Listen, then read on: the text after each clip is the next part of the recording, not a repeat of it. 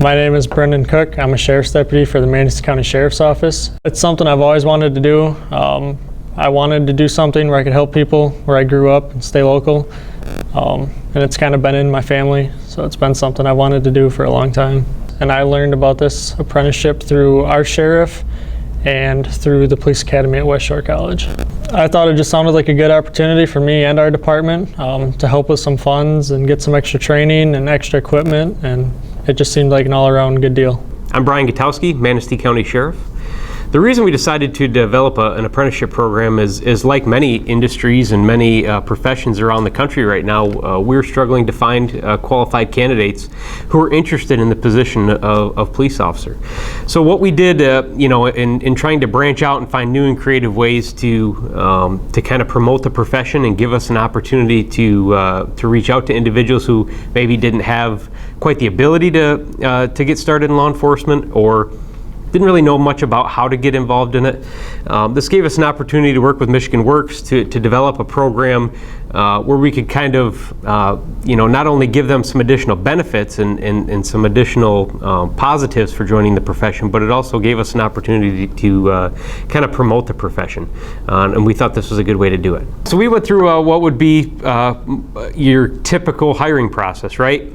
Get an application from them, do a series of interviews, just like we do when we hire police officers or deputy sheriffs normally. So the apprentice that we have is a local young man whose father's been in law enforcement, so the interest is there. He wants to stay in this community. He loves the community.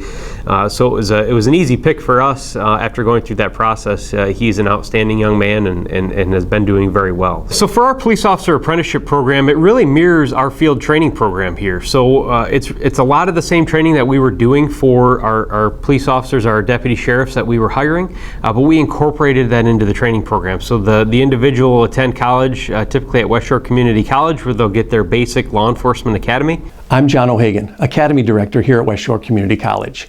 Hands-on based work learning. That's what we do here when we have an apprentice come through our program.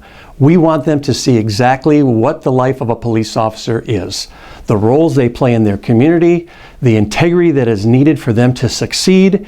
You put all that together, the apprentice can watch step by step in the life of a police officer. MCOLS is the Michigan Commission on Law Enforcement standard. They are our governing body. So they set our curriculum up. So we follow their curriculum to a T, which consists of 594 hours. That is a minimum number of hours.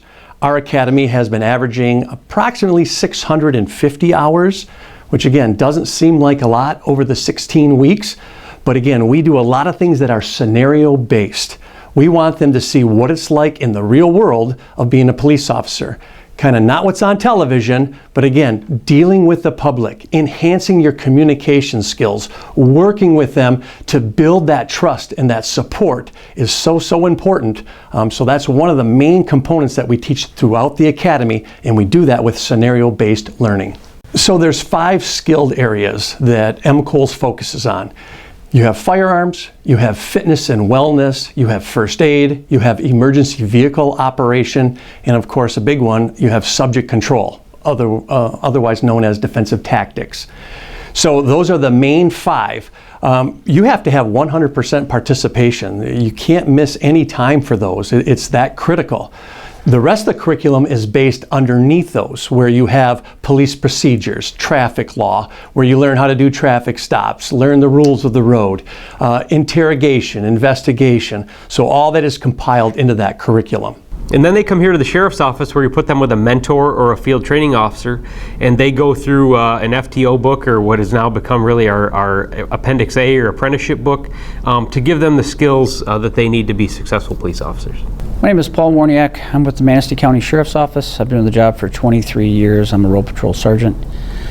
Being a mentor, or as we call it in our field, a field training officer, is a very important job. And it is something that I take a lot of pride in.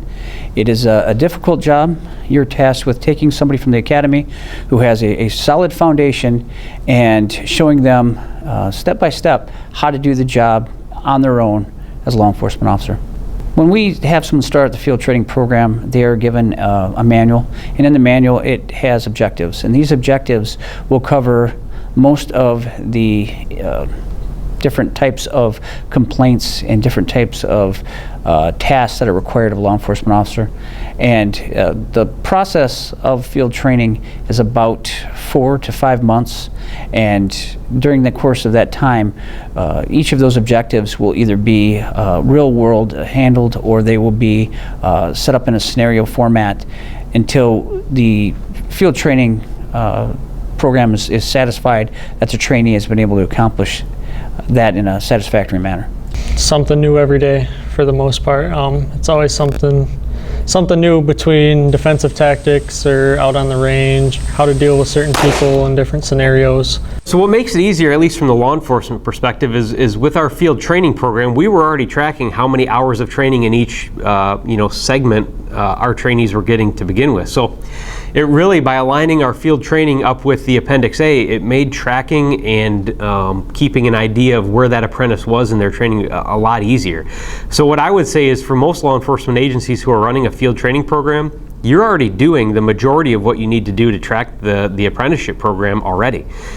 So working with your FTOs or your mentors, it's just educating them on, hey, this is the new program, this is kind of how the hours that we're already training on fit into that program, and just helping with that understanding. That's a real challenge, but it works really seamlessly with our field training program.